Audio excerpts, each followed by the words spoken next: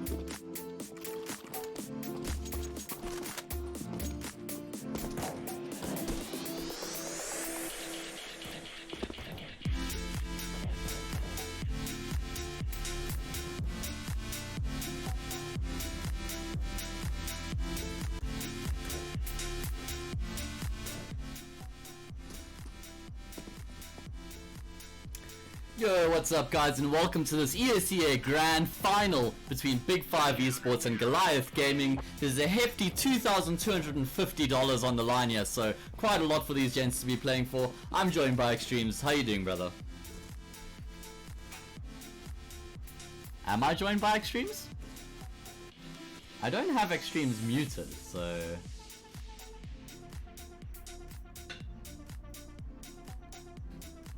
Alright, well I'm sure we'll figure out exactly where he is eventually. Let's just chat a little... Here now. Oh, he's here now.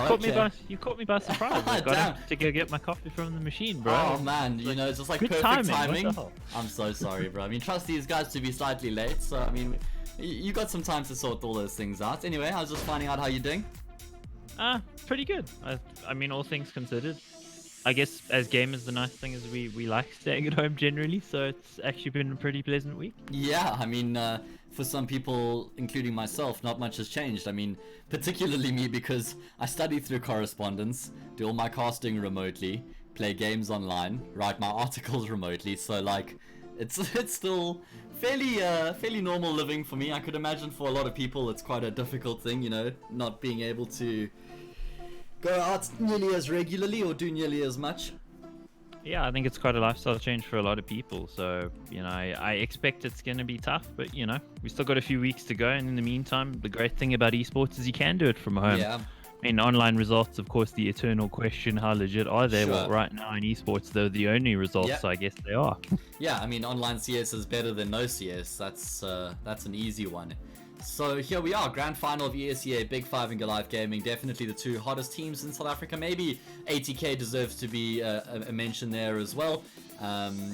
Really keen to see how these guys go head to head. Of course, they played each other yesterday in the Nkosi Super Cup, where Goliath Gaming actually beat them 16-9 on Mirage, and Goliath Gaming actually went on to win the whole cup, beating ATK 2-1 in the final. So they're on a bit of a high at the moment. I think they're seeing themselves as the best team in the country, and I don't think it's too easy to dispute that.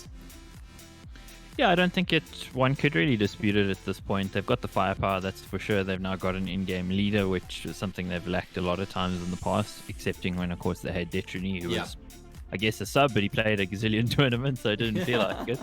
Yeah.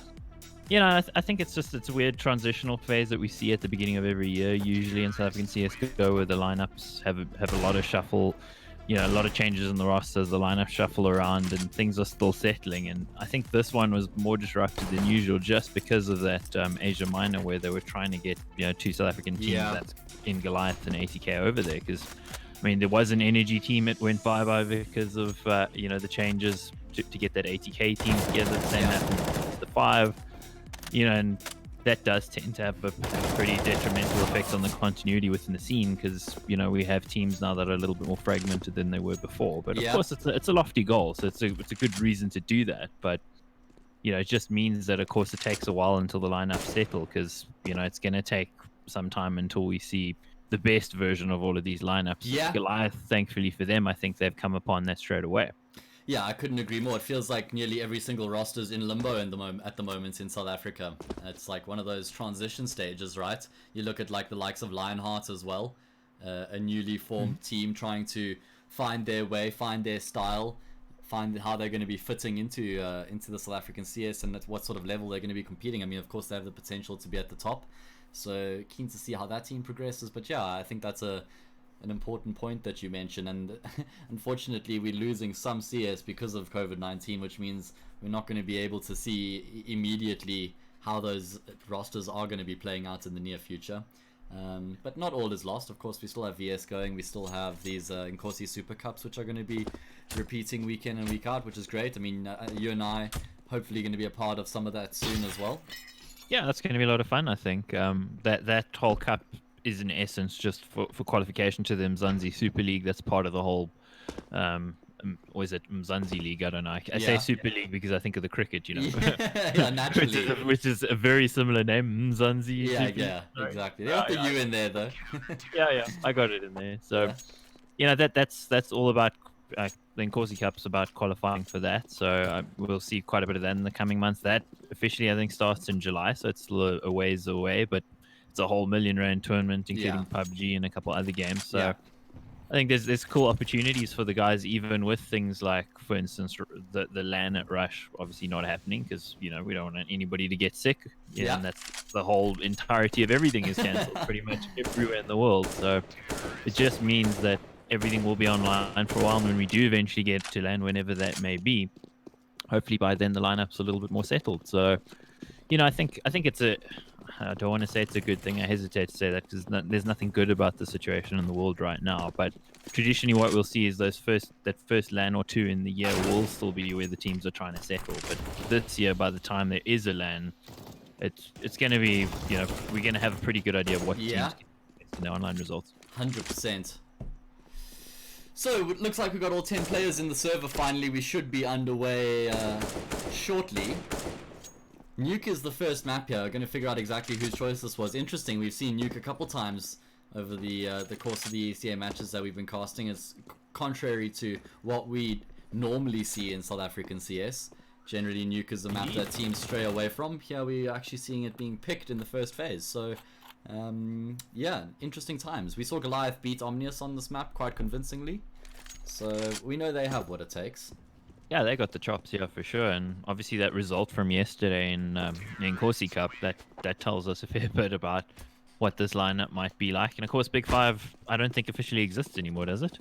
I mean, or at least yeah. I mean, I've seen everybody referring to them as Bufta 5, so I think. Which is a horrendous name, so I'm going to call them Big5. Yeah. Me, just to save my own sanity, that's what I'm going to go with as well. Let's chat a little bit about this Big5 roster. Heading into 2020, they brought both Kani and Doru into the mix, and they looked really convincing in the game that we saw in the ESA final against Lionheart. I think Doru is a great pickup for this team. It spreads out the fragging distribution far more evenly, which was probably lowers the average age. It lowers the average age as well. And that probably is what they needed when you just saw 2019. That they seemed to struggle when it came to the really important games. We saw them in finals, but just not able to get across the line, and maybe this was what they needed, the change they needed. Of course, when you lose Convict, you're always going to lose a really integral piece of the puzzle, but bringing in Kani and Doru might be able to negate that. I don't see Maniac in the coaching slot, so I'm not sure if he's still a part of the mix or not. I don't know. I was actually wondering that. I was thinking, geez, he'd be a great guy to bring on a cast, and I was like, hang on, isn't he a coach? Yeah, he would actually be a great guy. And just to finish off the conversation about rosters, I see Makmur playing for ATK. I love that move. I think Makmur is a really fitting player for that team. I wouldn't say, like, it's difficult to say someone similar to Tens, but he has that same ability to pop off and just tear a team apart with the AWP, and he's got a really confidence-based playstyle. And I think that ATK needed a heavy fragger or someone who's capable of taking the bull by the horns and really dominating the game. So I think that could be a good pickup. Yeah, it could potentially. I mean, if you go on the historic sort of Makmur, the 2016 Makmur, yes, that's an amazing Yeah, pickup. okay. Maybe that's what I've got in my mind, you know. The problem there is that I haven't seen that in a number of years. I mean, we saw him quite regularly in South Africa in 2017, and he was not that player anymore. So yeah, since then I haven't really seen him much. Has he even been playing? I think he has. He was playing throughout 2019 with XD still. Yes. It just feels like he's always been like there or thereabouts, but he's never really had a fair shot at the top in the South African CS scene. Like, he was in Carbon, remember that? And that was when the they were 2016, dominant, yeah. And it felt like he was destined to be one of the top AWPers in the country. And as you say, I feel like it was maybe even a motivation thing. I don't know, like, how motivated he was to be a top player in the South African scene, because, like, I feel like if he was truly motivated, he would have been able to. Maybe, like, his allegiances were too strong with XD and he believed in that project. Like, I don't know the details. We can skepticize all we want, but I'm keen to see him at the top now and see what he's capable of. I mean, let's not forget the plans for this ATK team is to go to America, so... Yeah, I think they're a ways off that, of course, just if you look at where they're at in terms of the personnel that they have and the experience that they have. But yeah, they can get there. It's just about being given that opportunity. I think for Makmur, yes, he's a few years ago definitely one of the best players in South Africa. As to what happened since then, don't know, but hopefully this opportunity gives him a chance to get back to the top. He ain't no tens, but he's certainly a player with some experience. And talking about people that ain't no tens and players with the experience, well, we got all of that over here because nobody's named tens. Yeah. And here we are into the first pistol round as well. Goliath Gaming on the CT side, Big5 on the T side. And this is the first round of the grand final. Welcome everyone, $2,250 on the line here. It is the final of the SBA. ADM, he's going to have a job. He takes a bullet to the brain. Doru and Custom deal with him in kind. And that is the B-bomb side. There's for the taking. And you can see Goliath are scrambling to try and contest this. But I think that they're too little too late. I'm not sure that they can actually have an impact right now. Mango's the first player to respond, but they've actually rotated so heavily. Big5 have put the brakes on things, and they're going to be switching up, going back to the A-bomb site. Oh no, Slurry. Actually able to get up the vent and find the frag, tapping away. He needs to slow things down here. He is going to be able to tap down Kani. That does bring Goliath back into the round, but as soon as I say that, Doru and Custom slap down two of his teammates, and surely this is just a stretch too far for Mango, considering the post plant, considering he doesn't have a kit. Surely this is not doable. Yeah, it doesn't seem doable for him at all. I mean, he is an amazing player, amazing young talent. Yeah. Already takes a gush. He's down to 1 HP, so he's not long for this world. Maybe can land an exciting shot or two, but he ain't going to win this round, that is for sure. So the opening round, well, there he gets it. Exactly. It does go to Big5. Yeah, and you could see that there was a clear game plan, and maybe that's sort of the mentality we're going to see from Big5 here, trying to take the game to Goliath. Straight up aggressive ramp push is a bit of a message to send. When you are playing on Nuke and maybe you're not fully acquainted with the map, it's best to just keep things simple on the T side and just sort of move around with your 4-1 style, whether you're going 4 outside and 1 inside or 4 inside and 1 outside. That's generally the way that I would advise. It's how I approach my matchmakings on this map, at least. Yeah, because it's the same thing, of course. We know that. No difference. Yeah, no, I mean, direct comparisons all around. Oh, jeez, Slowy, you animal.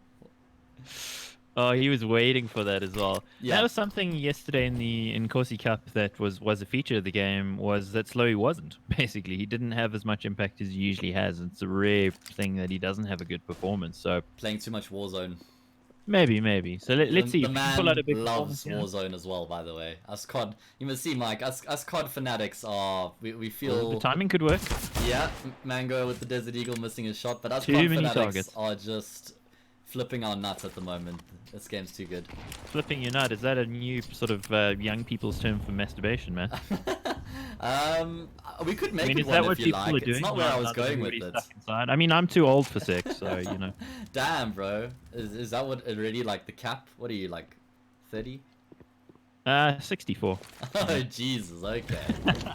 Nah, just I'm sure talking the small blue pill will help, Mike, I promise. We got the 5 versus 4 here as Big5 start to move in towards the A-bomb side. Tuckbook is going to take the first points of contention as he continues to make his way in towards the A-bomb side, and Slowy has got the flank. Oh! Actually, Adam landing a shot there with the scouts up close. Must have been a no-scope, surely. Yeah. Stylish. If he'd hit him in the head, well then, you know, he's just certainly hacking. I'd be upset. Another interesting matchup I'm keen to see is between Mango and Doru. Of course, 2 ex-teammates playing in White Rabbit Gaming throughout 2019. Both of them, I don't know, making a bit of a name for themselves in that team as well. I think Doru's been around a little bit longer, but I mean, he was in Online Kingdom before that, and they were solid, but I just mean, I think WRG is probably a tier above that. yeah, certainly name value, definitely the case. I mean, I don't know about the WRG team right now. If you look at the personnel, it's a little... Seems like it's changing quite often, actually. It does, and again, it's that whole state of flux we're in right now. I mean, Sinister 5 is a sort of a Rolling Stones reunion tour. So Jeez. it's kind of weird, but you know, I mean, if the guys are happy, great. Let's just see how things shake out. Because I think after the first leg of VS, things will probably change in terms of lineup. Over here, I think Goliath are going to be pretty steady. Big5 are going to be called something else, maybe even something other than buff to 5 in future. So yeah. More change coming. So let's just see. Oh, the push from Ramp, and he gets 2. That's some nice work. But there's still kills coming in, yeah. Yeah. Finally, we see a bit of a response. Goliath actually making some moves in this hard eco round. Zipzip nearly lands the shot with the Desert Eagle, just not able to get it up. 3-0, nice and clean from Big5 in the early stages of the map here. It could have gone really badly. This is Goliath's map pick, so this is a good start for them. Could have gone badly, yeah. They managed to salvage it. I want to credit Doru there actually in getting two, because if he'd only gotten the one and he'd gone down, I think that the numbers that were there could have overwhelmed the other player, picked up Yeah. the weapons, and then from there it's a difficult time for Big 5 despite the weapon advantage. But no harm, no foul. We run into a more or less equal weapon situation, although that we still got an MP9 actually in the hands of Slurry. That's an interesting one. Yeah, Glass Cannon AWP on ADM as well, by the way, so let's keep our eye on him and see what sort of an impact he has on the round. Seems like Big5 are going to be heading down into Secret. Goliath Gaming have caught wind of this. They've already got Mango by the single door, and then Adam is rotating down as well. Mango hasn't spotted the head. Eventually he's going to react there, and that is the bomb dropped as well. So Big5 are forced to use some of their utility just to zone out Mango, retrieve the bomb. But this has actually opened an opportunity here to potentially go back up the vent into the A bomb side. Of course, Adaro is aware of that possibility. Mango reaggressing, and Doru not at all expecting that, and I don't blame him either. Not used to seeing the CT trying to push his way back in after losing the control, and he's going to continue to suffocate the T players here. Very good decision making from the young man, and it's actually a flawless round from Goliath as they keep all 5 players alive. Yeah, I was crediting Dora in the previous round. In this one, I was going to say, I think staying in vents with the bomb is a very bad idea, because you can get peeked from a bunch of different angles, probably get out of there, and before I got to saying that, down he goes.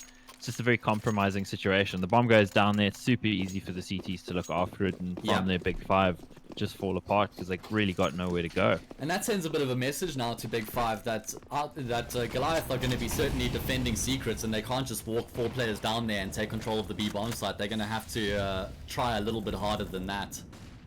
And it also gives Goliath a bit more space now, because they're not going to just immediately commit Mango down to the B bomb site after having locked it down in that manner. Massacre already being a nuisance here from Mouth, taking down Slowy. We saw how impactful he was in that position against Omnius Gaming. Yeah, and he's got the best gun in the game as well, so I'm calling GG already at this point. Jesus. Round number 5.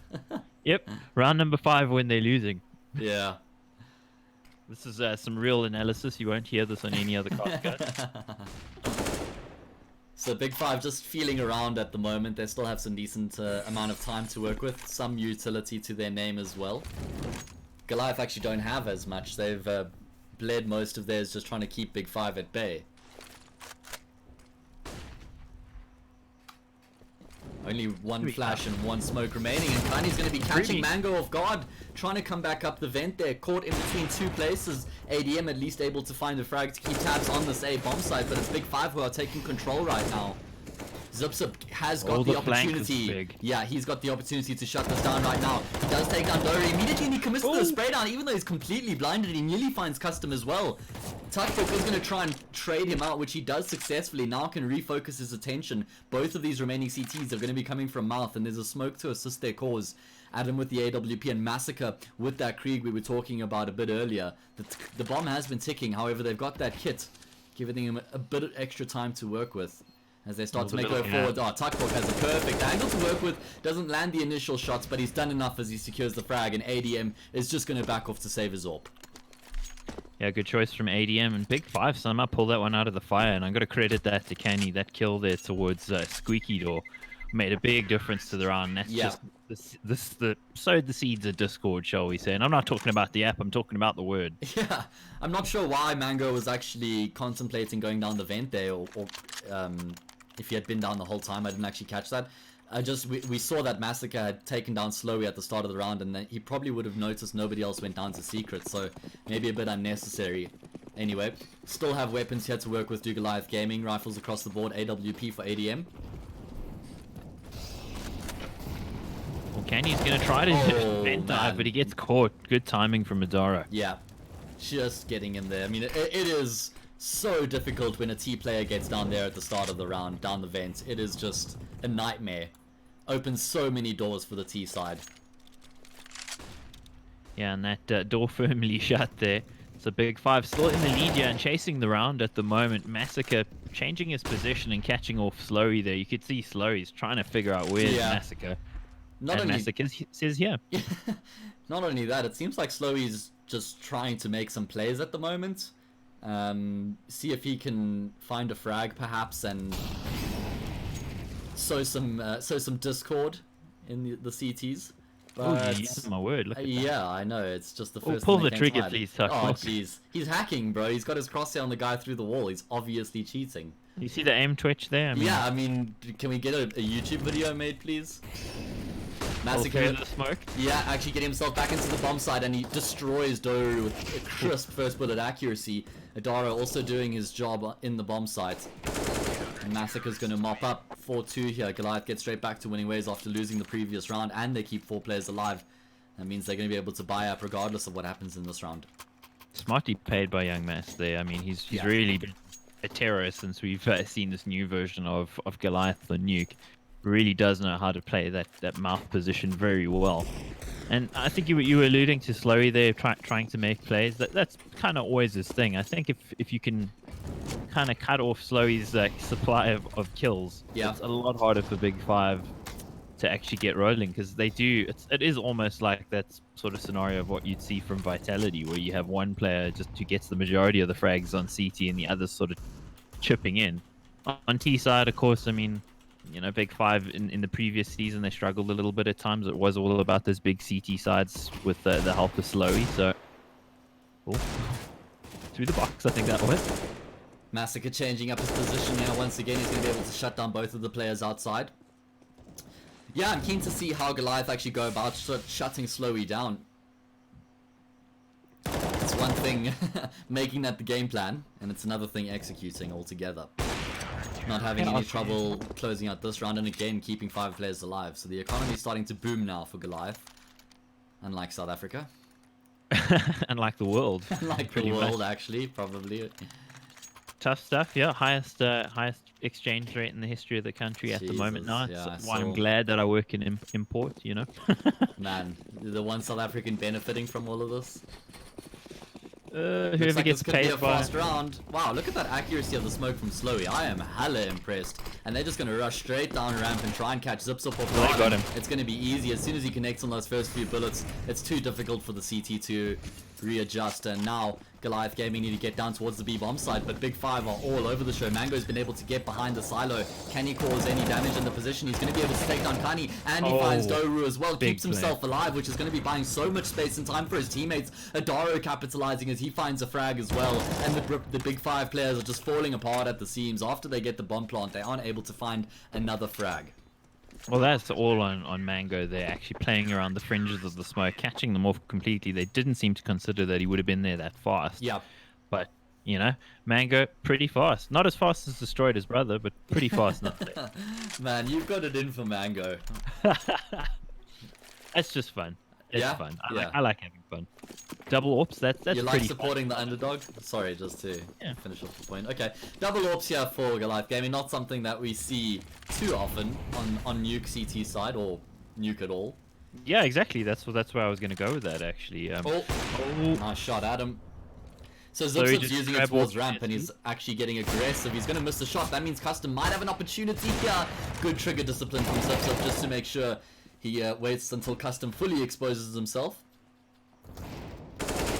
And it doesn't seem like Goliath are having any trouble against these eco rounds coming out of Big5. Nice and easy does it there. Goliath Gaming go into the lead for the first time, and well, it's looking pretty good. I mean, we still have quite a few rounds to go, round 10 of 999 at this point. So I mean, we'll still be casting probably next Wednesday, but you know, yeah, kind of how it works. You know, finally you gotta play all the rounds, bro. What is it? First to 500. Yeah, that would be it, right? Jeez, can you imagine? I mean, I'd need a lot more coffee. Yes, I mean, I would actually probably hit the point where my kidney shut down from just too much coffee. You know? Getting a look at the frags here, I got Mango and Massacre both with 11 inside the first 9 rounds, so that's impressive. No one really going above and beyond for Big5 right now. Everybody's sort of chipping in. Tuckwalk and Kani struggling to find their stride, but it's early days here, and Nuke T side is very restricting. It's not like it is a frag heavy half, so it's important to not let that get into your mind either.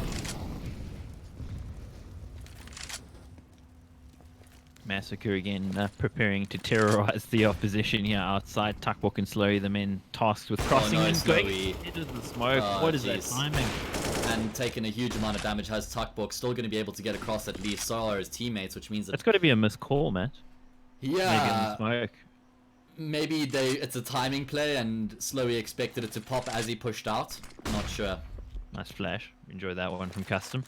It's not going to work for him though. Tuckbook Ooh. somehow staying alive with Jeez, no this HP. guy's a madman. Mango exposes himself quite a lot there, and he's actually forced to back off. So Big5 are managing to gain themselves some real estate here as they work in towards this B bomb site. Zip Zip with the AWP is one of the first responders. With the lurk. Yeah, Kani on the lurk. This is his bread and butter. He's so good at understanding the timings and the rotations and capitalizing on that, but Mango's still terrorizing Big5 in this B bomb site. Kani will be able to get a quick kill though, but the trade is there, which means Big5 have to commit to this B bomb site, and there's just nothing on offer for them. Mango and Zip Zip shutting them down. 6-4 here. Mango again just proving to be a rock over on that B bomb site. The kill there towards double doors making all the difference, I'd say, because you could see what Big5 are trying to do. They were waiting for Kenny to make a play before they looked to execute. Yeah. But nothing happened. Nothing was forthcoming there. So trying to just sort of poke around, see what's going on the bomb site, and they just run into a hail of bullets out of Mango. Yeah. Mango not missing anything at the moment. Certainly is not. Goliath Gaming really finding their stride on the CT side now. And this is where it becomes difficult if you don't have a massive bag of tricks on the T side of Nuke. Once you've sort of tested all your general strats and nothing works out, you're sort of left scratching your head.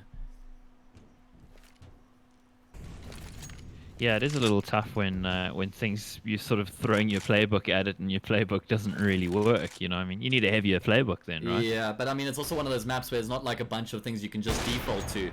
Anyway, they're going to try the ramp rush here once again, and Zip Zip shuts them down, and ADM already on the angle. Beautiful support coming through here from Goliath Gaming. You love to see how they're just moving around the map right now. Zip Zip knows he has to back off. He baits the players, and he's done his job by getting the frag, and just make sure he keeps control of the B bomb site. Very good adaptation to the rush coming through. Yeah, very nicely done. Only Deagles here, of course, for Big5, and they're finding it a little tough after the initial lead, and it's more or less what I expected to see, the strong comeback coming out of Goliath Gaming to actually take a pretty decisive lead in this one. These Deagles can still sting, we know that, but it's going to be pretty tough for them. This position from Adaro, very committed, but he knows he's against players with lesser weaponry, so yeah, unless somebody pulls out an insane shot, you're pretty much always good for one. It seems like Tuckbook is aware of the possibility, but Adaro does just take his head straight off. Nice trade there from Doru. He's left in the 1v4 clutch, and it would be a clutch of the ages if he was able to make it happen, but gets shut down by his first opponent. And that's 7-4. That means Goliath have now won. Oh man, I don't have the round count in the middle of my scoreboard, do you? round 12. No, I mean at the bottom, when you press tab, you normally see the breakdown of who won which round. Yeah, I don't have that either. Bit frustrating. Okay. I just know, I'm sure it's like Goliath have won 7 of the last 8 or something like that. It's been quite a bunch on the charts. I mean, yeah. Big5 were 3-0 and then they lost and then they won another one. Yeah, so they were 4-1 up and then it's 7-4 from there. Yeah, I'm pretty sure that was the case. We got triple SGs here for Big5 now, bringing out the literal big guns. Yeah. See what they can do with that. Slowy on the AWP. We haven't really seen much of that. Have we seen any of it so far? I don't think so, and he's finally able to find a frag as he takes down ADM, who's been tormenting them outside. And that is such a big frag because it creates so much space, but Massacre actually going to be aggressing off the back of that flashbang from Adaro. Knows that Slowy is still in the vicinity, but Custom comes up from secret. Massacre nearly actually able to adjust in time. He brings Custom down to 12 health, but this is actually a fantastic position right now that Big5 find themselves in, especially considering there's a minute left on the clock. They have so much util. Kanye knows he just has to hold the angle. The CTs feel forced to make a play to get themselves back in the round, and that's exactly what Big5 are capitalizing on right now.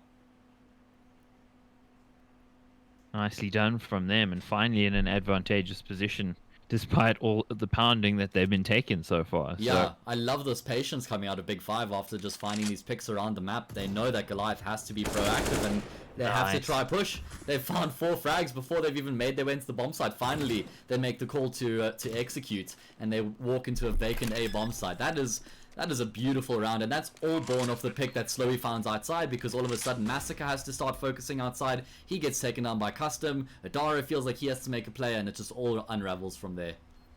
That's why I think it's super important to get an AWP in that man's hands as soon as possible. Big5 like to use him as a lurk to try and sort of make a play and get an early kill, but it's not always with a with an AWP that they'll do that. And of course, you don't want to necessarily give one away, but Yeah.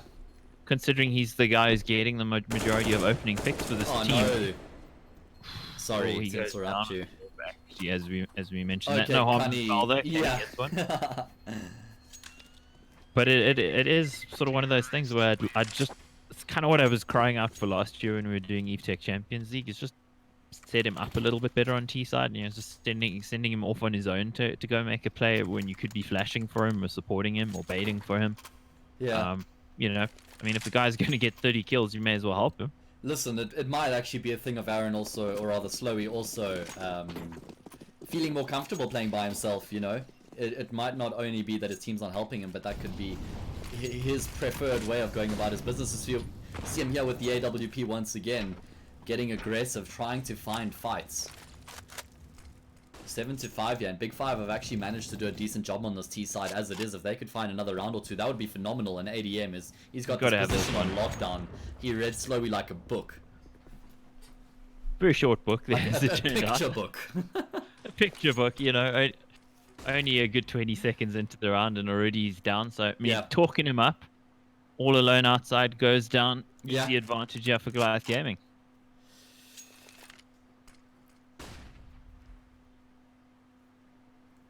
Interested to see how Big 5 adjusts to the situation now that they've lost their outside player and they've pretty much lost all presence now on that side of the map. Have to commit to the A hitch at Tuckball, trying to bait out some of the util. Seems like they may actually execute based off the flashes that are coming through here. Adaro is going to reign supreme from above. Kanye's good for one, but that's all it's going to be from him in this round. Adaro needs to work on his strafing a little bit there. Slight sprained ankle as a result of that one. Yeah. Oh god, Custom left by himself and he is going to be dealt with in kind. Mango is dialed in, Mike. Jeez, he is so dialed in right 17 and 5. Jeez, that is crazy. Mango, the youngest player on the server as far as I know, so yeah. Age no barrier, of course, to performance, except if you want to play in an ESL sanctioned tournament. Jeez.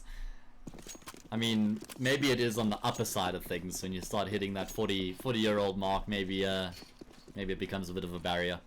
Don't know. We'll ask Taz in a few years when he's still playing in like a tier 3 Polish team. And hey man, he's has no hair left. He's had his golden day or age.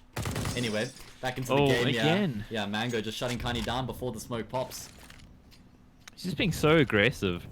And of course, I mean, he's got that surgical instrument in his hands, the SG as well, which makes his job even easier. So, yeah, with him being so dialed in, I mean, how are you going to get past him at this stage? Goliath have already won the half 8-5. 8-7, the best Big 5 can hope for, but I'm not really seeing it. Maybe 6 is what they got to be aiming for here, Matt. Yeah, I think 6 would actually be a great half for them to make their way onto the CT side. I think they'd be very content with that. I think 5 is actually enough for them to be content as well. It's doable, yeah. I mean, it's Nuke, of course. I mean, it's a map that has always traditionally been the most CT-sided. It's not quite that anymore in this current iteration, but it's still very heavily CT favored if you're against a coordinated team. Have a look at Slowy's position. Yeah, sorry, Mike. I didn't mean to interrupt you.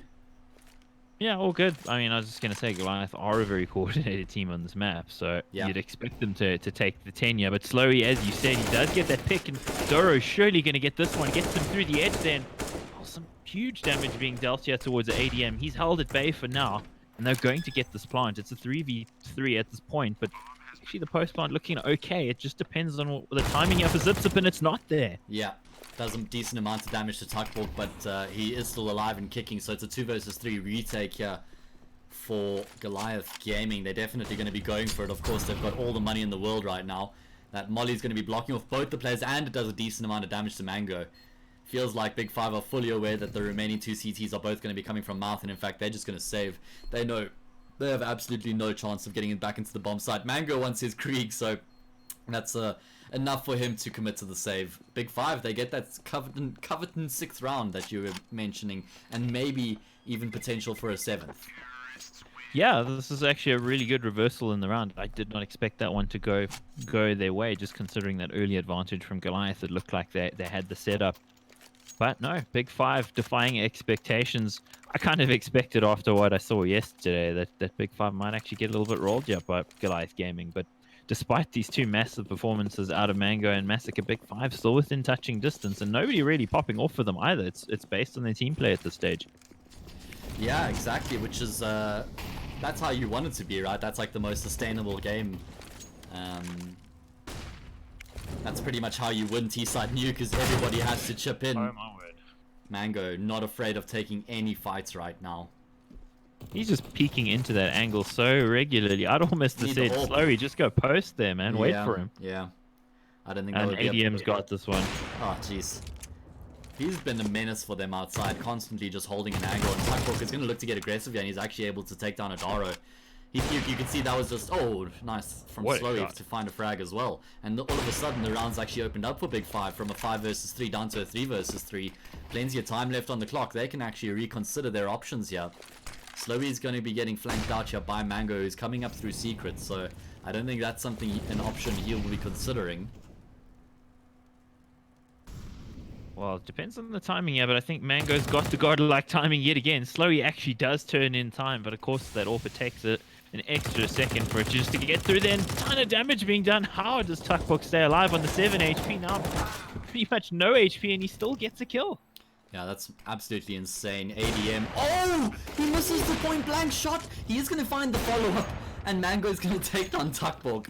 Oh, jeez. I thought that Adam had committed the cardinal sin there, missing the easy shot on the bomb planter. Anyway, disaster averted, and Goliath Gaming do secure their 9th round on the CT side, so fairly even. But I think Big5 are probably the happier of the two teams right now. I don't know, it's weird because it feels like Goliath are destined to win this game, just considering how we've seen the team playing. But I think that Big5 have kept themselves in it with that half. Yeah, very much so.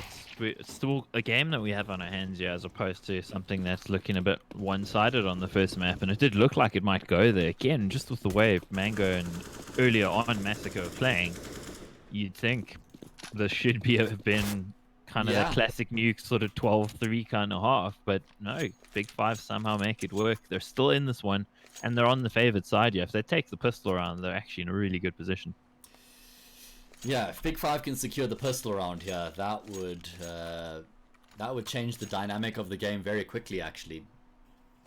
They've got 4 players with armor and 1 kit on Slowey with that smoke over on Goliath. That's a molly for Adam, or rather for Zip. He drops over a P250 to Adam, and then Massacre with the flash, HE, and a decoy.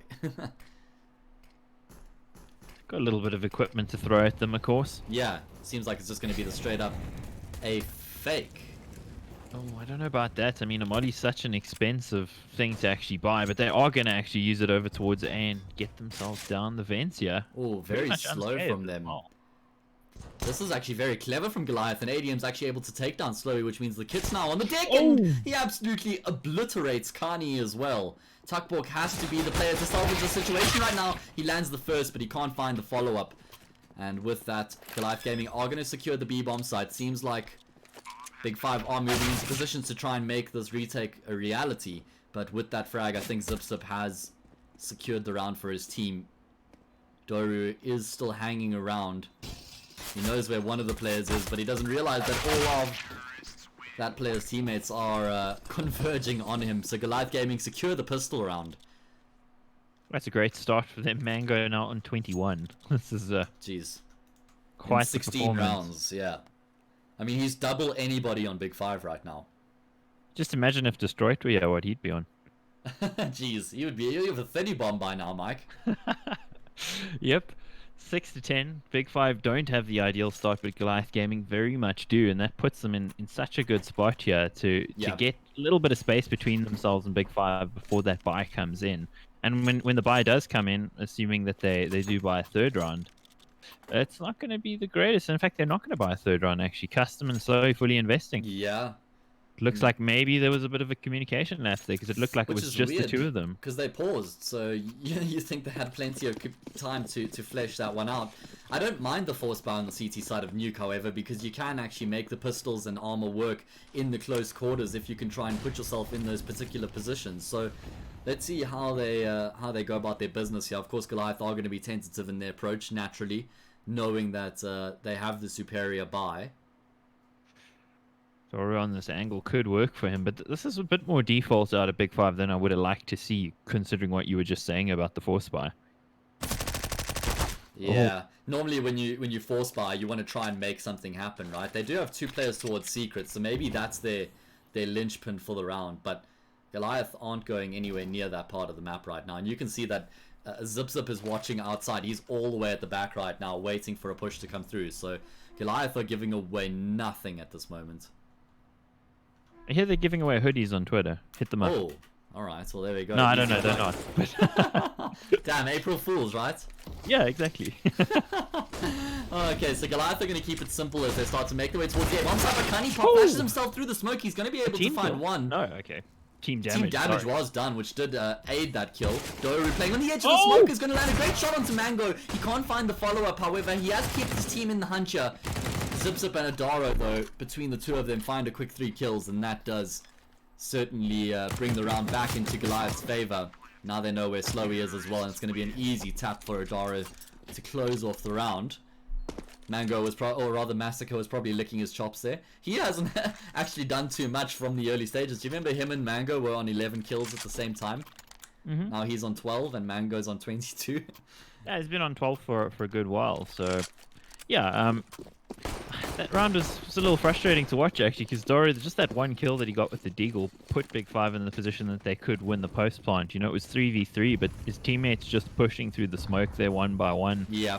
Just seemed like they needed a wait. Maybe they felt that sense of urgency. I didn't see if they had a kit. I don't think they did, but still, you could just wait those extra few seconds and move in together. They might have had a better chance. Yeah.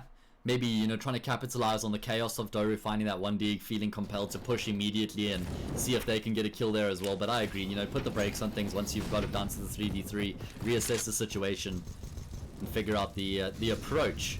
Kani, on the angle here, he's going to be able to find a frag for free, and he does not swing out afterwards, so he manages to keep himself alive. Custom is lurking up the vent here, and actually Slowy's going to be able to find a kill. That's the bomb drop, but surely this is still not doable. Oh, Slowy, he's got the Creed. He doesn't have armor, so aim punch would be detrimental. He has the flash to work with. It's going to force them off of the angle. Zip goes down here. All of a sudden, this is doable for Slowy, but he will get shut down by Adaro in the 11th hour.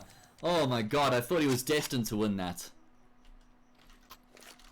Yeah, here on the first map, it looked like that we were going to hit our first proper highlight moment, but it just does not come out with that last kill. Oh, I feel for him, man. I mean, if he had armor there. Man. Yeah, if he had armor, he would have had the confidence to finish off that sequence. So, 6-12 here, Goliath Gaming march on. This is the first buy round of the second half, and this is where Big5 actually need to make a bit of a statement on their CT side, because if they lose this, it's probably going to be tickets on Nuke. Yeah, definitely could be very close to that scenario if it does go awry for them. And because of that force buy as well, they actually don't have an AWP available for Slowy. I mean, maybe he could have pulled it out if he'd gone for, you know, half armor, but I don't know. I'm not smart enough to do the maths on that one. Maybe not, but we'll see. Slowy with a push here, though, and he's going to get some information. What does this do for the rest of the team? Are they going to rotate over towards that B-bomb side in time? Yeah, Goliath have been able to get a lot of real estate for free here, and it's also relatively undetected. Big5 have got Tuckbook behind the silo on the catwalk. Are they going back up to outside now? Yeah, this is a potentially good call now, causing some chaos here towards the outside. Mango's still waiting as well. He's in a great position to shut down this flank from Slowy, and he's got the angle on Squeaky. He's going to be able to take down one, but that was actually a really nice decision there from Kani to join up with Slowy to go for the peak, so he makes sure at least the trade is there at the bare minimum. And now it seems like Goliath are going to be going back down secrets, so a bit of a ring around the rosy right now, and they will be ending up at that B-bomb side eventually. Still 2 players in close proximity here. Just hope the timing works out for Big5. The noise being created here, and they'll peek into the angle. Zip destroys Dory, though. Oh man, Tuckbook needed that frag so badly. He was being sprayed down, but he held his nerve. Still in the end, though, he gets taken down, and Custom's going to be hanging around, but 1v4 with only 21 health, and he doesn't check his corner, which means Adara gets a free frag, and Goliath are just reigning supreme here on Nuke. I said how important that round was for Big5. They're not able to get across the line. They've got no money left in the bank. It's going to require a monumental comeback on their CT side here if they're going to stand any chance of getting back into this one. Yeah, it's going to be some tough stuff for them to overcome. 14-6, the likely outcome. of this round unless Big 5 does something amazing with these pistols. We know they can do it. Will they do it is the other question. Yeah. Not so sure at this point, but yeah, for Goliath, there's the nade airstrike coming in on Slowy. Goodbye. This isn't COD. How could they call in an airstrike, man? Damn. Yeah, he's been wiped out really early, and off the back of that, Goliath are going to start making their move outside custom. We've seen him do some nasty things with the Desert Eagle in times gone by, but unfortunately not going to be bringing that to the fore here in that round. Or this round. Yeah, this round does seem like it's pretty much over. Zipzip landing a couple of nice back-to-back kills on Doro in consecutive rounds. It's going to do his confidence the world of good. He's been one of the players who hasn't actually had that much influence so far. So for him to be jumping up here and kills in the last couple of rounds will certainly help him moving into the end of this map and of course into the next one. Yeah, I think his it's safe to say his role is not to be a heavy fragger. In this Goliath side, he's the man, the glue in the team, if you will. Sets up his teammates really well, also capable of picking up the frags when it's required of him. He's a really solid second AWP. So I think when you have a team that's as stacked as Goliath are, you really need a Zipzip there. Yeah, absolutely. I mean, he plays that role pretty well. I mean, he's been a star player in other teams, of course. He's the glue now, but at one point he was the horse before they like slaughtered him and melted him down. You know? Jesus. Oh my god, yeah. Well, he's doing his job. He's doing what's required of him and then some. Allowing the likes of Mango to perform to the best of their ability. And right now it seems like they're going to be trying to perform towards ramp. Tuckwalk has a few unwelcome guests that are going to be storming his doorstep slowly there to try and help keep them at bay. And he's actually going to peek into the angle, takes down Mango. Adara up close is going to receive the same treatment, and that's exactly what Big5 needed. Cometh the man, cometh the hour, but job's not done just yet. One man advantage for Big5, and that has now been negated as Massacre lurking through. Secret finds a frag, and ADM's going to take down Doru as well. Slightly unnecessary aggression coming out of Doru there as he pushes through the huts, and that means the A bomb site's now for the taking, and all of a sudden it's Goliath Gaming who have a firm grip on the round, slowly trying to continue to have an impact here with the York, and he's going to be able to take down one, but a really good double peek means that he will be traded out immediately. Tuckwalk with almost no chance. Yeah, Zipzip makes a little hard work of it initially, but gets it across the line there now. 15-6 Goliath Gaming on map point here on the first map. Do we know whose map pick this actually is? Is it Goliath's? I'm assuming it's Goliath's map pick just based off what we saw against Omnius, but I'm not 100% certain. So if this is Big5's pick, I feel really sorry for them. Youch. I'm going to go ahead and give them the benefit of doubt and say that this is Goliath's pick. Yeah, I'd say that's fair to say based on it's the rush just to try and finish things off. But Daro, or rather Doru, is going to be able to find the frag immediately, and the Goliath continue to push into the same bomb side without barely any time passing. It's already down to a 2v2. Make that a 2v1. Tuckbork knows that Massacre is on the bomb side. He's completely blinded up. What a flashbang from Massacre. Zipzip peeks off of it as well. And Goliath Gaming secure the map 16-5. Nice and easy does it in the end, but they put in the hard work in that first half. Mango with a fantastic half. I think he ended on 22 kills in the first half. The man is dialed in, and he was an absolute terror, just transitioning in the vents between A and B bomb site, mostly on the A bomb site. Yeah. It was a you shall not pass situation there towards Squeaky Door, unfortunately for Big5. Despite the early lead, it was 4-1. It never came back, it went away. I just got some interesting information. Big5 picked Nuke. Goliath Gaming picked Mirage. So Okay. that means we may have a quick game on our hands here. We saw these two teams go head to head on Mirage last night, and Goliath did win that 16-9. I mean, traditionally Mirage has been a strong map for Big5, so you definitely can't count them out.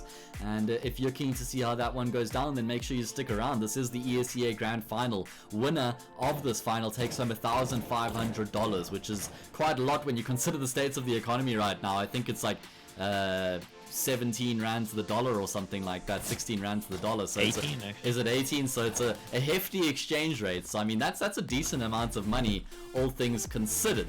So if you want to see if Goliath are going to be taking home that pretty purse next map, or if Big5 are going to be taking it to a third, make sure you join us in 10 minutes or so. We're just going to be playing some tunes, and we'll be back when the second map begins.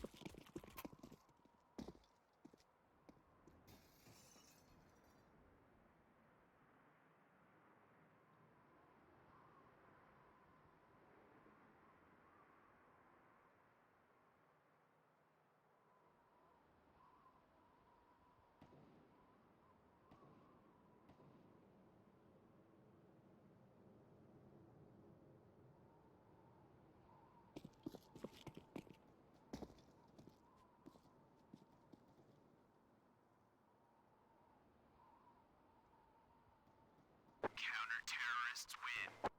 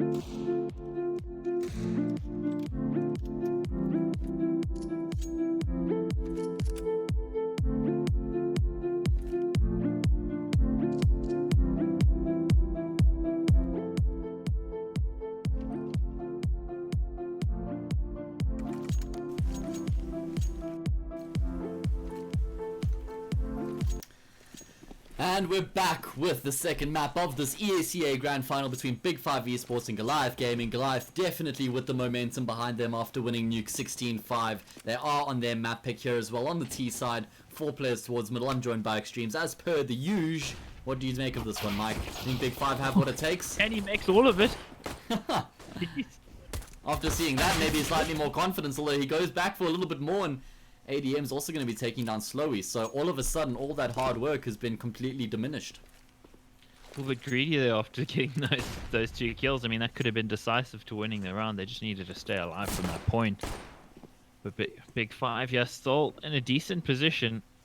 Depends on Tuckbox's timing over here and when ADM decides to show himself, I think.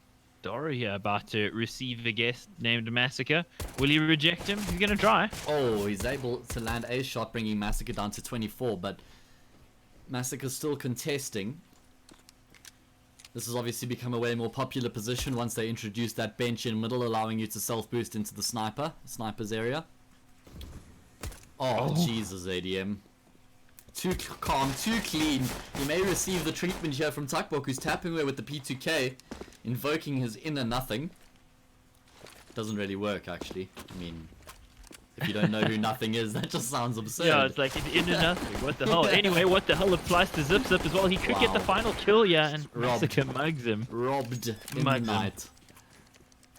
So, Goliath Gaming win the first round here, and they pick up where they left off on Nuke. So just going back to the question at the start of the round, do you think that Big5 can turn it around here on Mirage, or are we going to be seeing a 2-0? It's tough to say, man. You know, again, I said it so many times, I don't want to say it again, but I'm going to say it again. It's really on Slowy's performance on CT side. If he does the 25 kill special like we saw so many times on Mirage last year, yeah, then maybe. But barring that, I think it's going to be a little bit tough. Slowy, they're just coming out with the crosshair placements a bit off. I don't know if he was maybe expecting a flash or something like that, but it seems like Big5 are pretty keen on just like taking fights, often ill-advised fights as well. It's almost like they don't have the full discipline that we're used to seeing out of them. Sometimes re-peeking unnecessarily, sometimes peeking by themselves, leading to them being taken down with no trade potential. I'm not sure, maybe the whole thing going on with, you know, like Big5 being dissolved, or I'm not exactly sure like how to put it, but it seems like they're erring on their discipline a little bit here this evening. yeah, it does seem so. I mean, I have heard rumors of them moving over to another org. I don't know how true that is or how soon that might happen, but That's a good call, Mike. yeah. No, I mean, this is actually something I was hearing a month and a half ago already, Okay. so obviously it's not public knowledge, so kind of expected something like this to happen. I just didn't kind of expect it in the middle of a season still going on, But Yeah, such is the way of CS in South Africa. Things do change quite regularly. especially when you expect them the least. Naturally. Indeed, this is the case. Yeah. Talking about expecting them the least, they're expecting Tuckbook the most right now. Oh, jeez, and this was a force buy from Big5 as well, and they haven't even found a single frag in the round so far. It was like Slowy peaked middle at the start of the round with his Desert Eagle. And I just feel like you need more of a plan than that if you're going to go for the force buy on the CT side. You can't just try and make a miracle happen. You need to hedge your bets a little bit better than that. Maybe stack towards a bomb side, try and play the patience game, force Goliath to make the next move and capitalize on that. When you're peaking so early in the round and you go down, it's so difficult now with only 4 players left against a fully board T side. Yeah, it's something we saw out of them on Nuke as well. As soon as they lost the pistol round on CT side, they were not in that bad a situation in the game. They probably should have saved and come in with a good buy in the 3rd round, but Yeah. they didn't go that route, and they did the same thing as here. More of a default, just individuals peeking, trying to take fights, rather than anything coordinated. Meanwhile, Fast Big5 play. are about to receive a And- coordinated push, yeah? Yeah, and this is classic ADM as well. Just he loves to pile the misery on. Yes. And beautiful from Kani. We caught that one as he takes down Mango with the Zeus. That's probably all we're going to be seeing in this round out of Big5. But hey, I mean, always love to see a Zeus kill. Yeah, it's always fun. I mean, you knew when Black Poison was on the server, there would definitely always be a Zeus kill pretty much every map, but The sad in part his is, absence, not so much. yeah, the sad part is they've taken away the kill reward for a Zeus. So Kani's only reward is glee. I'm sure there was plenty of glee there out of that one. It's very satisfying, I'll say that. Yeah, 100%. See the buy coming in here. And it's actually Kani who has the AWP. I think that's actually a spawn-based decision. He's got the middle spawn here, so he could try and take control, maybe jump across to Catwalk. We'll have to wait and see what his decision is. Goliath Gaming still with 2 Mac 10, so that could suggest some sort of a fast play perhaps, and we are going to see Kani go for the jump up onto Catwalk. Not missing his jumps, and got an angle with the smoke there. Might get flashed off by Zip Zip. Unfortunately for him, he's not going to be getting anyone. I actually love this in the first buy round on the T side of Mirage. Just go for the straight up A execute, test the CT side and see if they're capable of dealing with your A exec, what their immediate responses are. And they've actually decided to leave Tuckbook open here and contest him and block off his support from jungle and connect. And he's going to get forced off from the molly. Beautiful coordinated play coming out of Goliath there. Normally we see a smoke on CT, but this time they actually want to try bait him into taking the fight, and it works out perfectly. Very nice idea there. Doru walking into the angle, takes down Mango. He was a real terror on the previous map. But out of the round at this point, Doru, one of the standout performers in the semi-final. Can he do more? But unfortunately goes down. Slowy also down as well. ADM just coming in on the cleanup. And well, it is almost a clean sweep here. Just Kenny left alive. He's desperately trying to hang on to that all. Yeah, I think he's going to be able to get out by the skin of his teeth. He's going to have to contest. Yeah, he knew he had to take the fight there with Zip Zip as he was hot on his heels. But I think Tuckbook probably should have played the patient game. Of course, he actually got mollied out there, so I suggest the patient game wasn't even really an option for him. And Yeah, I like the play out of Goliath. Yeah, that was the plan. With how they left CT open, I mean, you'd typically see a smoke there, but you don't need to take that approach, because obviously if there isn't a smoke, it's going to encourage the CTs to fight with you, and if that's what you want, well, that's what you're going to get, and it's going to work out pretty well if you're ready for it. Yeah, especially once you've got the AWP posted on that angle, right? And it seems like Yeah, Goliath exactly. are going to go straight back to what worked for them, the A execute, all 5 players. Big5 are finding a lot of information. They've got 2 players that pushed up mid, they've got 3 players towards the A bomb side, including this AWP. So they do have men in position to try and deal with this execute as it starts to come through here. Kani is the linchpin right now for Big5. He has to land some shots. He has to do some damage with the AWP. He's going to miss the first shot. Tuckbook has taken down Massacre and Palace though, which means this attack becomes semi-one-dimensional. Still, of course, they have the weaponry advantage, but the longer Big5 push this, the more of a chance they have. And Kani rotating around here. He's going to catch Adara off guard, and Slowy also picks up one with the Desert Eagle. All of a sudden, it's a one-man advantage for Big5. It's doable for them. They've recovered the weaponry. No armor on the 2 players that aren't Kenny. Kenny, the lone survivor from the previous round with that AWP. ADM, you can see, expecting some kind of flank at this point. None forthcoming just yet. And Nice gaming, they've been given a lot of space here, though. Yeah, they have been. I don't mind that from Big5 though, because even if they allow Goliath to find the plant, they can still make the retake happen. It seems like Goliath are going to go venturing though through jungle, through snipers into the B-bomb site. Whether they jump up into ladder or they go through CT is going to be definitive, because Kani is very aware of this possibility right now. He is just shoulder peeking, so the time might work out against him, and he spots the shoulders, but he's not quick enough to react, and now Adam is on the angle. Oh my god, Kani ballistic! That is absurd.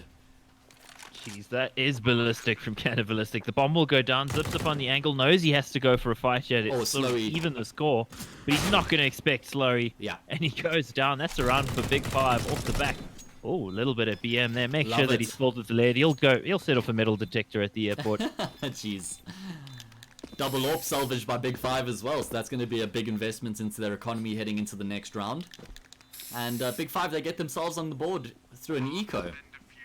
And that was actually everybody sort of chipping in together there. Even though, you know, Custom and Dory didn't find frags, they still had an impact in taking some pressure off of Kani, allowing him to find the initial pick. And also a really important frag found by Tuckbook as he took down the player in Palace, because that took away so much of Goliath's attack onto the A bomb site. Yeah, and also just gave Kanye a little bit of space. I mean, he didn't land a kill, but he had the time then to rotate over towards CT. Yes. And I'd argue he wouldn't have had that time if that kill hadn't come in. Sure. So we're going to see Goliath go back to the basics here, the default, if you will. The 1-3-1 split across the map, 3 players taking middle control. Slowy, though.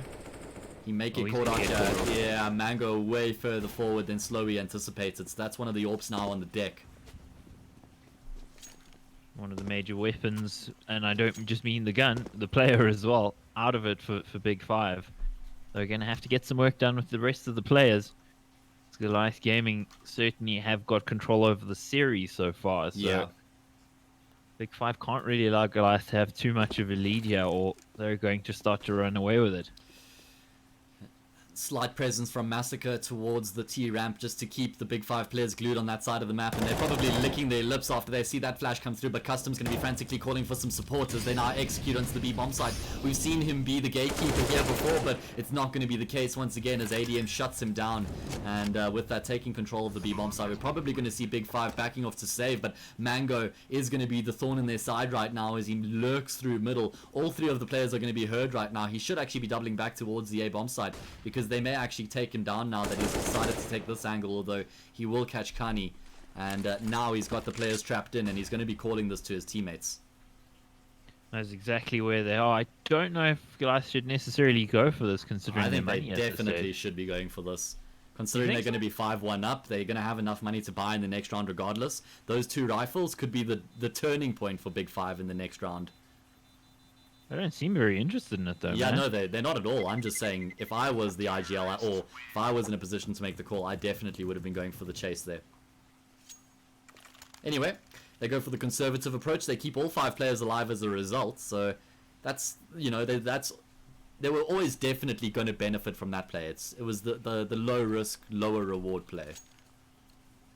Yeah, absolutely. And now Big5, well, they're in a situation where there's a ton of risk for them because they're fully invested. Aside from Doru, who's got a bit of money, they're going to be completely tapped out if they don't win this round.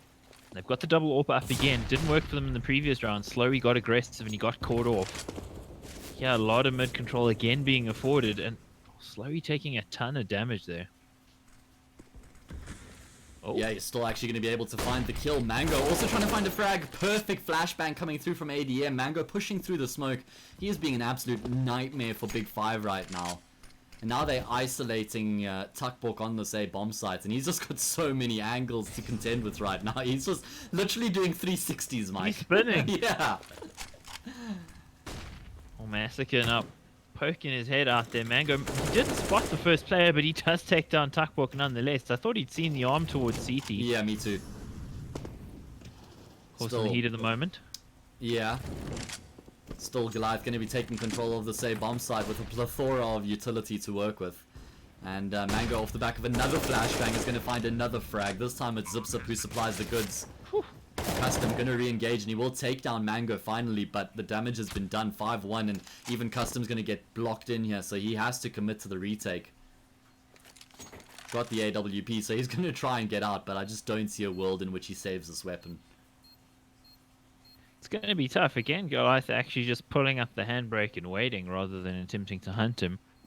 Guess good decision early on, but of course now that the bomb time has ticked down to the almost impossible level, Yeah. ADM's going to go looking. He's going to go looking and he's going to find him. Custom goes down, and that is another round on the board here for Goliath Gaming. They're looking pretty good now for this ESEA title, Matt.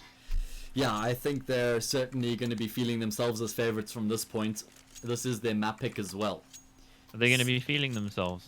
Definitely. Say that again. Feeling themselves in all the areas. Okay, well, on the count of outrageous things that have been said on this cast so far in the last week More or you so. than me.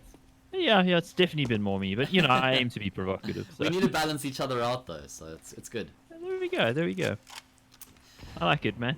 I don't think Big5 are liking this. Yeah, Massacre on the angle. He just checks the corner so slowly, it means he's going to spot the shoulder of Slowy out, but Tuckpok tapping back with the 5-7 will be able to at least trade it out. Kindly caught in no man's land there, makes for an easy frag, and this should be an easy round for Goliath, although some damage has been inflicted, so maybe some potential, especially now that Tuckpok's retrieved that SG and he's trying to put himself in a position where he can have an impact. He does take Adara's head clean off. Oh, that crosshair was on. That was really close. Although Goliath are going to be walking into a vacant B-bomb site, so regardless, it seems like they should be able to claim the round.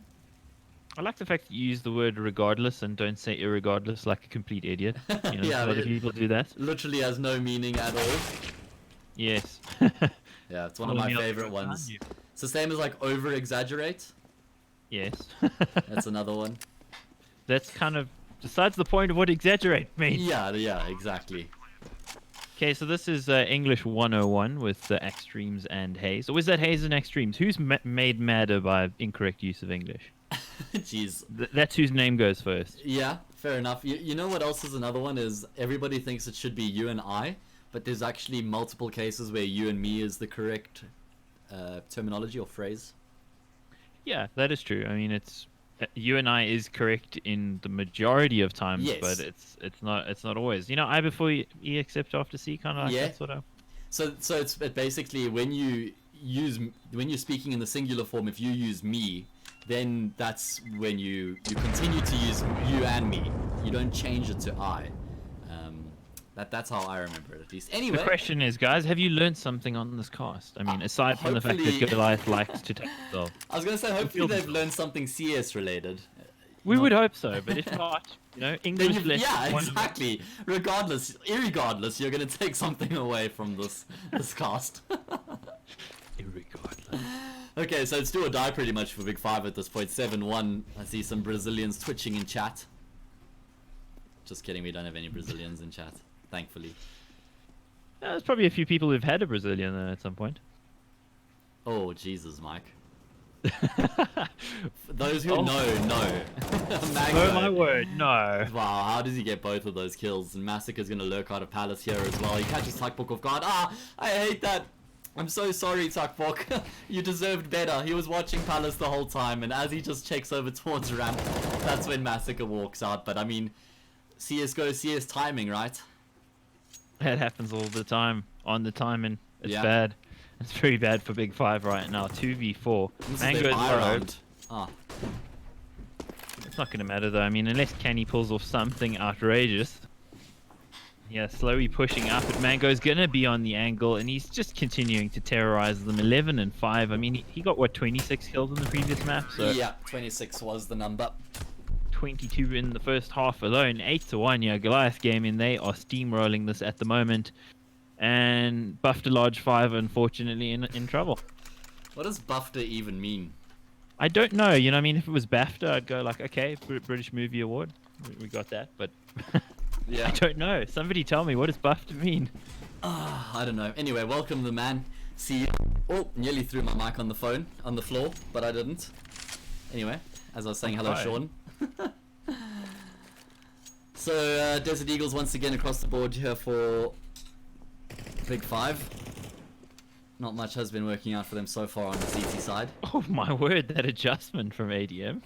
Yeah, he sent Doru into another dimension there. intergalactic travel for Dora. He's going to discover something new. Jeez. One way or another, Kani now in connector actually lands a really nice shot. Flashbang coming through there from Slowy to make that possible.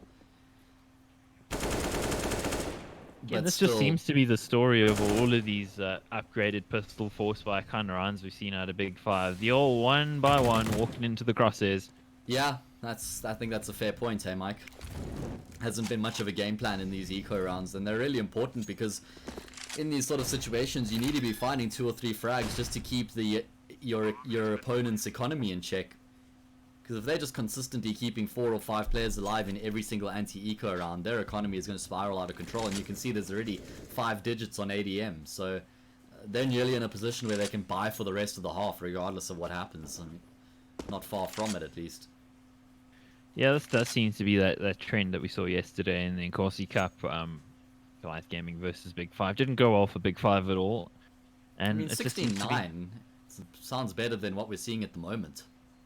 Yeah, it wasn't though. The problem is if you actually looked at the game, the scoreline almost flattered to deceive a little bit. Okay. So it's kind of part of why I was looking at. Oh, Jesus. Okay, execution style, part of the Gestapo's ADM. Oh, man. Taking down the dissidents. He is, hands down, one of the best South African Counter-Strike players. I just love watching this man play. Yeah, big fan of his work, I must say. I did worry a little bit that he might struggle to integrate into this team. I mean, he had a lot of opinions in the past about Goliath Gaming and their relative crapness. So, Yeah. you know, and I think they were well founded as well. You know, I mean, players do tend to have, you know, quite. You know, if I said the things that players said, then I'm a piece of shit, right? So, Yeah. you know, players say things very bluntly, and you know, without much regard for a lot of things. And we're talking about a very interesting thing that's not going to be more interesting than what's happening in the round right now. Big push from Big 5. They take a whole bunch of players down. It's a 4v2 all of a sudden. Finally. After that push up mid. Finally, we see them coming out on top on this mid-skirmish. It feels like Goliath has bossed the affair through and through so far.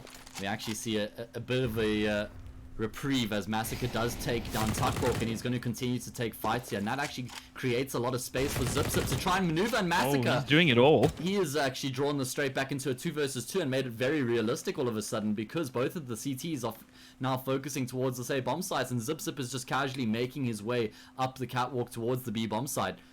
Massacre's already done his job and then some. And if Big 5 lose this, you feel like that might even be the final blow, Mike. It was a 4 versus 2 at one stage. Absolutely, Matt. It's going to be all about the timing. Oh, no. This man Oh, is... the crouch peek. You get wrecked by that so often in Counter-Strike, and that's perfect technique there from Massacre. And it's going to keep Canny over you. He's going to just be looking for Massacre as that bomb goes down. Yeah. Now the penny's going to drop that it's not an A bomb plant either, so he's just compelled to try find the frag, and Massacre playing that with perfect patience. He's going to be able to get the kill. Spray paint as well. And 10-1 Goliath. I think that might be the killing blow. I mean, how do you come back from that mentally? ESCA Grand Final, 4 versus 2 under the cosh. Finally, you make it happen, and you just lose out to one man, just who walks into the A bomb side and just takes off players' heads individually. No trade coming through at all. Yep, that is real tough to deal with. This Slowy going down early on with the peak. What I was saying in the previous rounds, I mean, about ADM, he did have some strong opinions when we did that previous ESCA final. You know, obviously he wasn't in it. The Energy at the time, they had been, I think, playing overseas or something, so they didn't make the final. But, you know, players do tend to have strong opinions in that way. You know, they say it plainly. We're not allowed to, but, you know. It's taken a bit more personally. I think the thing is and I think he was right, though. He was right. Like, the issues that he saw, like the issues around leadership in Goliath, definitely were there. You know, outside of Detriny being in the team, they never looked as good as when Detriny was there. And I think ADM has been the key to making them as good as they are right now. Yeah. I think one of the reasons that players don't get as upset when it comes from another player is because they probably feel it has more merit than when us casters call them out. You know, not a top tier player, so how can you know what you're talking about sort of mentality? But obviously, I never that's played a on LAN, never did it. But Neither even did if you didn't, I mean, you still get some of the best cricket commentators in the world who actually never played professional cricket at all, and that's because it's more about the understanding of the game than it is about having experience. Of course, experience aids your cause, but it doesn't mean you're not capable, and it completely exiles you from being able to have a solid opinion. I mean, take Thorin, for example. Dog shit at CSGO, but he understands the game and the dynamic behind it probably better than anybody else. No, absolutely, a real student of the game, the esports historian. Of course, it is an interesting thing. I think it's also just like a defense mechanism for players. They'll be like, "Oh well, you're shit at the game. You can't call me crap." Yeah. And it's like, okay, well, I mean, in the context of what I do, I'm pretty good. In the context of what you do, you're supposed to be better. You know, it's kind of how it goes, unfortunately. But I think in esports, it's a different dynamic, also just because, compared to traditional sports, there's just much more access to players, you know? Yeah. Like, whether it be at the very top tier, you know, you'll see Dupree's on Twitter and Simples on Twitter. I mean, South Africa is obviously, it's a long way from that, but again, if you're a fan and you watch Counter-Strike, you can talk to players. You can't really do that in other sports, because generally those that's accounts true. are run by social media managers. Yeah, and also they're way more old school in that regard, not like the face-to-face contact, you know, and engaging with fans and supporters. Or criticizers, critiques? No, what's the word? Criticisms. Thank you. That's the word you're looking for. It was Calls there himself a somewhere. wordsmith and then does that. Oh jeez, you gotta Meanwhile- throw me under the bus, don't you? Big course, Five, and they're under reverse the it bus, over you. and the bus I was about to say has been reversed and driven forth multiple times at this stage. Actually struggling to identify what's been flattened on the tar at this point. I think the tires are flat, man. Jeez, it's just the rims going back and forth at this point. Another the buy catching round for of Big that. 5 and another round that's going astray. Massacre. Oh my god, Mango. How? What? How? How does Doru not find that kill? I don't know if you were on his POV or not, but yeah, that was intriguing. 12-1 here, and Goliath Gaming with the masterclass on their T side of how to bully a team when they're down, because they're actually making these confidence-based plays, flashing each other through the smoke, just continuing to pile the misery on Big 5 right now. And yeah, this is gut-wrenching. It absolutely is, but for Goliath, what I'd say is also encouraging about the way that they're bullying them. They're still doing it in a coordinated manner. We're not Yeah. seeing the rush B kind of stuff that comes Sure. up. I thought Doru got that second kill on the, Oh, wow. the spray transfer. I was like, what the hell was that? But no, it was his teammate ADM helping him out there. Yeah. And it really looks like the final's in the bag, yeah. Unless Big 5 pull off the most amazing comeback, it's just looking like a team that's spent. I mean, Yeah. you know, we know that they're not going to be with Big 5 anymore. And I guess you also just got to ask, like, how much effort did the org put into the team this season? You know, I mean, considering... Ooh, there's a knife coming in, and probably a headshot landing here at some point. Does eventually land from Zip Zip.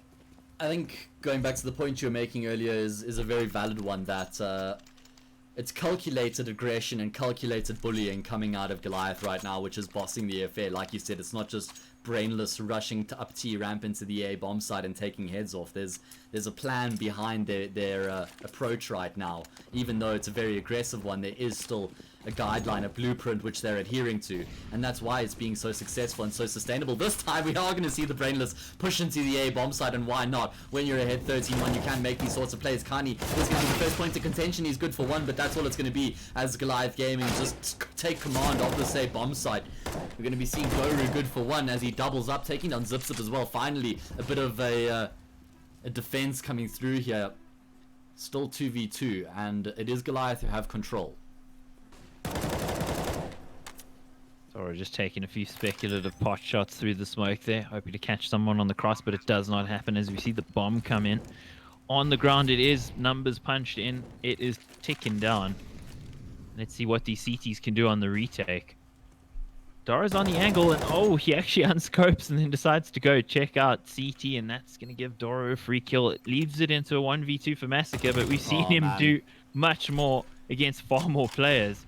And now it's a 1v1. You got to put your money on the man. Yeah, especially considering he's got all the positional control right now. Custom, though, is going to be able to drop a smoke on the bomb. He taps away, which is going to force Massacre out, or rather force Massacre into committing to spraying through the smoke. And Custom's done enough. He's going to get the defuse. I was very confident in that, but I don't think that was warranting as much confidence as I had in him. Nearly ran out of time. Yeah, I thought the time was going to be a bit too close there. I mean, and you did say the difference. So Did it was I? a little bit, yeah, a little bit weird. Every now and again, my brain and my mouth just lose connection. It's like lag. Yeah, is your undersea cable in trouble there? Yeah, they're adhering to it. They said the ship will be there in about 3 days, so just Okay, so We'll normal sort it out. service will resume soon, we hope. Anyway, 13-2 Goliath Gaming on the cusp here in the ESEA Grand Final for this season. This is season 33, is it not? Yes, it is, and it's $1,500 for the first place, $750 for the second place. So I mean, Oh, that's not that's- bad. That's about 12,000 rand for second place. It's crazy to consider that, but yeah, considering the exchange rate, but there Yeah. it is. And then first place is about 30,000 rand or so. Sure. That's crazy. I mean, I remember when $1,500 was like, 15,000. 1,500 rand, yeah. Oh, rather Yeah. 15,000 exactly. 10 rand to the dollar was always sort of like the benchmark, right? Yeah, it's going back now. It's going back a while. It's not the reality Sure. we live in, unfortunately. The world we live in at the moment sucks. That's why we got Counter-Strike to take our mind off it. And unfortunately, the minds of Big 5 are not going to be happy ones. Yeah, I was 'cause, gonna say it's not gonna be taking our minds off of it for too long, Mike. No, unfortunately not. We were hoping for a 3-mapper here, but it looks like it may be done sooner. ADM just strafing across here, getting very aggressive. He knows they got the rounds in hand, and that's going to catch off Kenny. He's not going to expect ADM to be that exposed. Yeah, he's definitely going to be taking pretty much every fight that comes his way at this point, filled with confidence, got the scoreboard behind him as well, and Big 5 now sort of circulating back towards the A bomb site. There's Slowy over at B, and he's going to be trying to sell the fake here. Massacre's going to be the one player towards the B bomb site, so he's going to be calling for some support, and they are actually rotating out of A right now. Adaro moves out of position, and that cost him his life. It is still Mango, though, who is on top of Palace, who has a job to do. He's received some dinks, and he will actually go down to his ex-teammate Doru. Although the one-man advantage is still intact for Goliath Gaming. Just managed to pull their attention for long enough, and unfortunately for Custom, he's been sold down the river. Yeah, he's out in the open. Oh, 80 will man. take him down. Slowly, the last man left. Ah, I know exactly where he is. that smoke is just like, bro, really? Bro, Heartbreak. like there's 8 seconds left in the pistol round and you still have a smoke to work with. Of course, Massacre was holding on to that smoke for the retake. The way that Goliath were approaching that, he wasn't taking any action. He was just sitting in markets watching the cross, and that allowed them to commit their resources towards middle and A. And it works out perfectly, 14-2, and Goliath pretty much on the home stretch now. Do we see a force buy from Big 5? I mean, surely playing for the draw is not really much of a reality, but you also don't want to lose without having had at least one full buy on the half, right? Yeah, that's a good point. Under other circumstances, maybe you do go for it, but yeah, you do want to maybe just bring out those AKs and give yourself a fair chance at this. They're going to just go for the rain out of Palace, Yeah, and I Dario think with the the rain flash. is going to be dried pretty quickly here from Adaro on the Oh, angle, no. the MP9. They self-flashed themselves. did Yeah, Custom was blinded up by they? Oh no. by Kani's flash, I think it was, or Doru's flash, whoever it was. And also the flash didn't at all affect Mango on Palace, or was it Mango? It was Or Adaro. Daro, rather. Okay. Anyway, point being that he had free reign over there, and that made for a very easy round. So we're going to be seeing the weapons coming out now. AKs and a Krieg. Do or die, literally, right now for Big 5. It's going to have to be a 13 consecutive round streak for them to take this game to overtime. And just considering what we saw on Nuke and here on Mirage, that just feels like a dream at this point. Yeah, it does. It doesn't seem likely. I mean, no one's putting up the numbers for Big 5. 9 Not at all. kills is the highest in 17 rounds.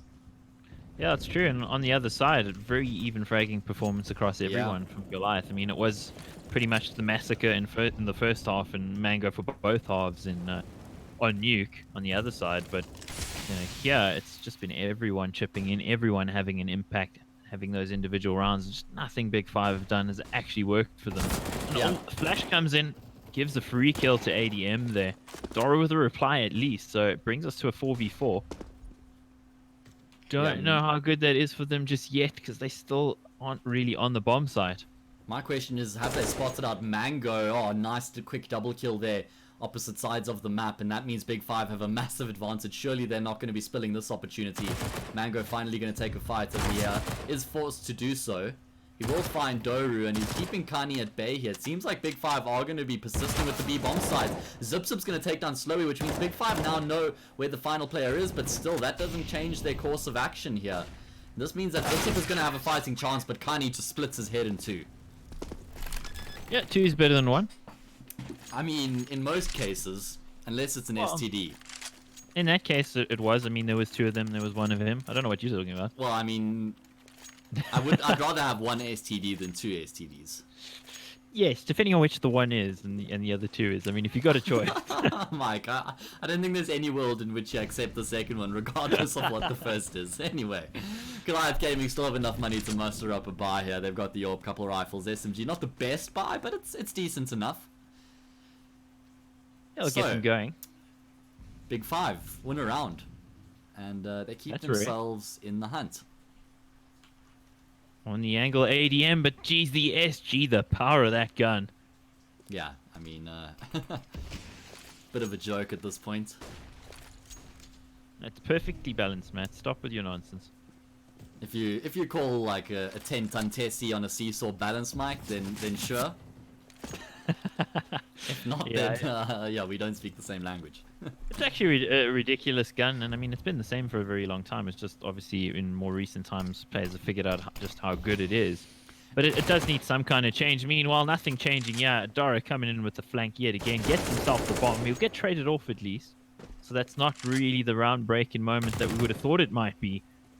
And things starting to fall apart here for Goliath Gaming in this round. But overall, things pretty well together for them. They've got the rounds in hand. So really for Big 5, this is just padding the stats at this stage. I mean, if we're in 10 rounds time and we're still casting this game, then I'll start to believe. Yeah, 100%. At this point, it's just trying to do some damage control, so when the scores get posted on social media, it's slightly less embarrassing. Yeah, that is always the thing you want to do.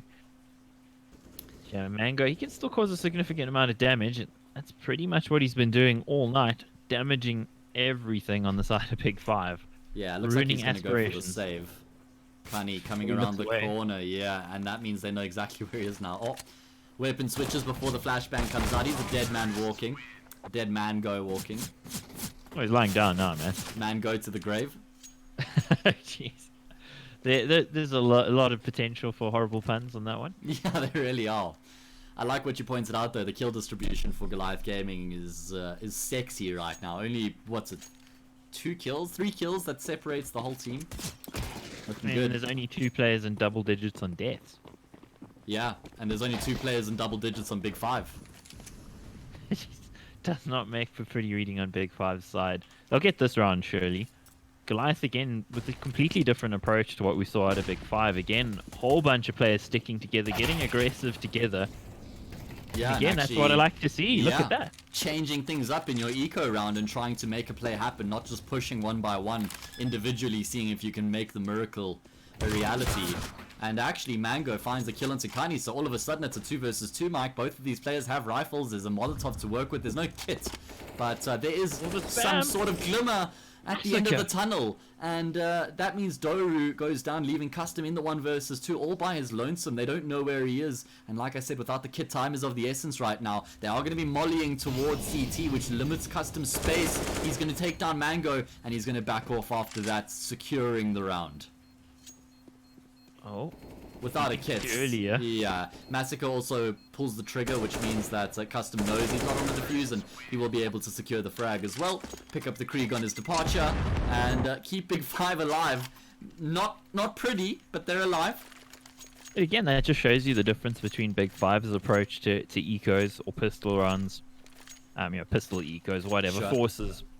Basically, if you got a sidearm, do what Goliath are doing and actually look to get aggressive somewhere. Do something unexpected that's going to reap you more rewards than just sort of one by one taking peeks and hoping for the best. And again, I think it's just showing us Goliath have very quickly molded themselves into an effective team, whereas Big 5, that was what they were always about. But for some reason, in the latter end of the season, not looking like that anymore. Yeah. Unfortunately, I mean, I was really hyped for this game because both of these teams have been looking good lately, but Goliath's showing that they are a cut above the rest at the moment when it comes to their South African compatriots. I mean, That's beating all. ATK and Big5, I think, sort of solidifies them as the #1 team now. Yeah, potentially. I think ATK still got a ways to go as a team, and I'm not so sure that lineup is necessarily set either. But Yeah. meanwhile, we'll jump into more podcasting, I guess, in a little bit. Wait for Tuckbook and Co to walk in here.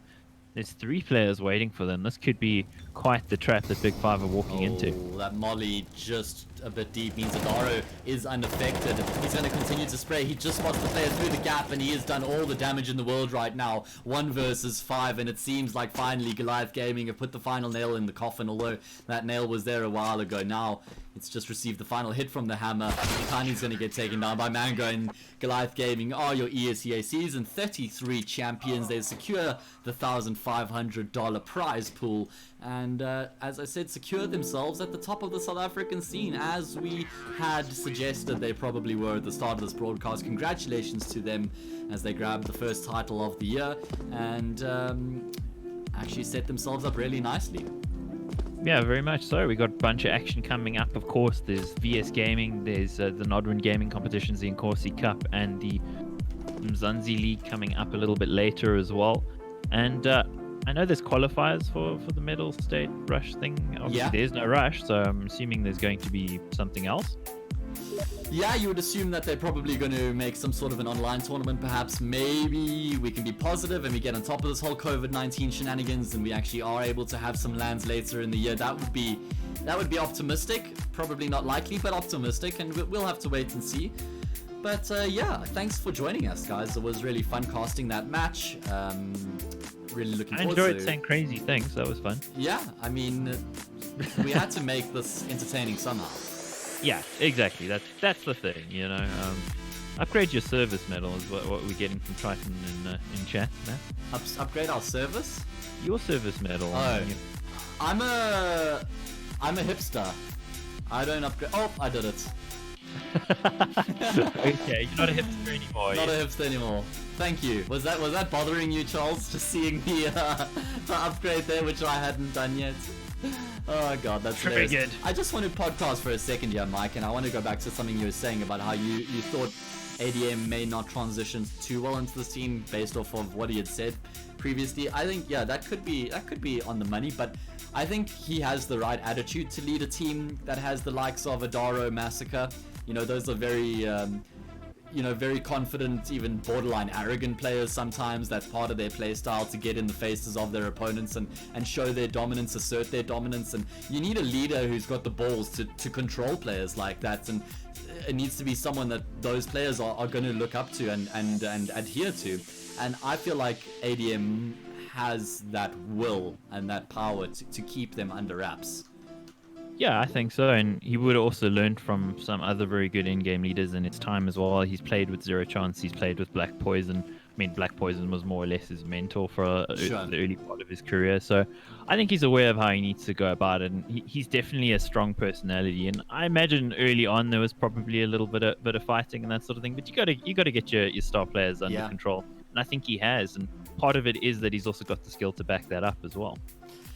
Yeah, exactly, right? I mean, it's like that same situation that we had in FaZe where Nico wouldn't respect, or maybe pretty much every player in that team. They didn't really have the respect for Carrigan because they just felt that they were so much better than him when it came to their individual level. And that's sort of something that could be similar in this team. You know, the likes of Massacre and Adaro are probably not going to be completely submitting themselves to like an IGL who can't really pull their weight in the fragging department. So I completely agree with that. Yeah, well, it's good to see that it's working out for them, because like I said, I wondered if it would work, and I'm really glad to see that it has, because this team, I think, are poised to be the dominant team this season. Like I said, I don't think ATK are really there yet. I don't think that's probably going to be their final lineup, but we'll see again. I mean, there's no way the Tens was going to come and play in South Africa. Oh no! Oh hell no! With what they got, they'd also be foolish to actually try and relocate to America at this stage. Like, if anything, you want to take the strongest possible team. I mean, I know when Bravado did it, they weren't actually the strongest team. Energy were, but it did work for them in the end. I mean, Sonic and JT are still there. But I think outside of Mistim, we don't really have anyone else who's like of that level right now in South Africa. I mean, Fady was there. Yeah. But, I think it's still going to be a while. We need to see how these teams actually shape up. And if somebody does end up relocating to America again, it's got to be the strongest team possible. Yeah. I think that's really important because you need to go overseas with that confidence, right? You can't just be, you know, sort of lurking around the middle tier of your own scene and then head overseas. You're not even going to have the backing of your own countrymen at that point. Anyway, that's a whole conversation for maybe Monday night. Of course, for anyone who doesn't know, we do a podcast every now and again when I'm not postponing it for various reasons. We managed to get a session in. I'm sure we'll have one on Monday. Generally, we cover international news, but I think we ought to do a South African local one episode. at some points. Yeah, I mean, we've actually seen some South African Counter-Strike mostly because we casted it. So. Yeah. Yeah, alright guys, well on that note, I think we're going to bid you farewell. Thank you for joining us this evening. Hope you enjoyed the cast, you enjoyed the Counter-Strike, and you stay healthy and safe. Mike, any final words? No, not really. Okay. I mean, not much to say. We've said it all. Yeah. Thanks for joining us, guys. We'll catch you on the next one, whenever there might be. Probably Yeah. something from the Incorsi Cup. And yeah, well, we're looking forward to that. Congratulations again, Goliath Gaming. Boo to Buffed Large 5. Yeah, alright guys, well I hope you have a good rest of your evening. On that note, we'll be out of here. Enjoy. See ya.